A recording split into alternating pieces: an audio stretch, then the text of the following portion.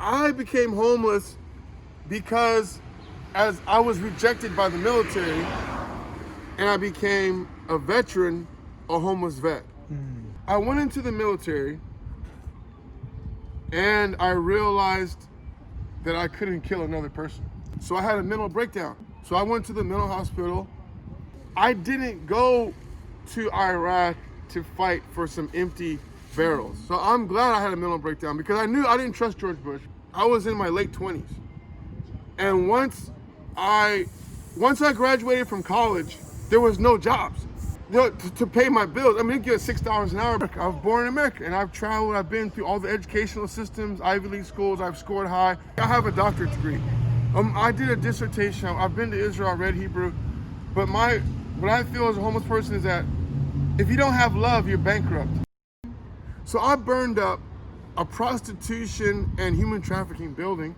I set the roof on fire, and I burned up all of the HollywoodExpress.com dumpsters. I was destroying them, removing them, creating for 4 months. Now, when you do that, when you start fighting against human trafficking, the sex industry, $1 billion, do you think they're just gonna look away? No, they tried to assassinate me twice. They tried to give me 7 years in prison. I got locked up in jail January 1st. I was in jail for 5 months, county jail. The purpose of education, I believe, is to teach you how to think. So that way you get in any situation like MacGyver, you can think your way out of it. But in education, they don't teach you about credit cards, interest, fees. The pastor was taking the tithe and going to the casino. Hey. Corruption in the church. So when the church becomes corrupt, then it got shut down. So now, as a minister, I'm in the streets to help others. I got a job at National Construction Rental, the people that do the porta potties and fencing. Yeah, I got a job making $10 an hour. But I realized, now it's probably like 12, it should be. But I realized that it's a full-time job to have a full-time job, and you're just working to go back to work. Yeah. So I became discouraged with that. And then I would work extra days. They asked me for favors and the company wasn't paying me. I looked for another job. So I went to work for the lineman, Edison, putting up the power poles. Oh, wow. This is the best that we could possibly be doing in this situation. Look how clean these streets are. I mean, this is my hot shower. You have to be innovative. I want a solar shower. These bottles, put of water, and they heat up in the sun. Then I go into a porta potty, and they clean it out in the morning. Oh, wow. So I scrub everything down. So I have to make sure just be clean, always be clean. And I have a check every month.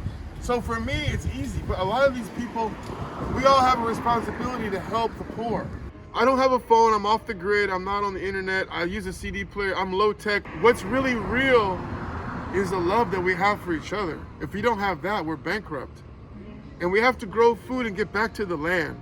And we need to respect our elderly people and forget about color. It's humans. We're all human beings. Marijuana is a spiritual plant.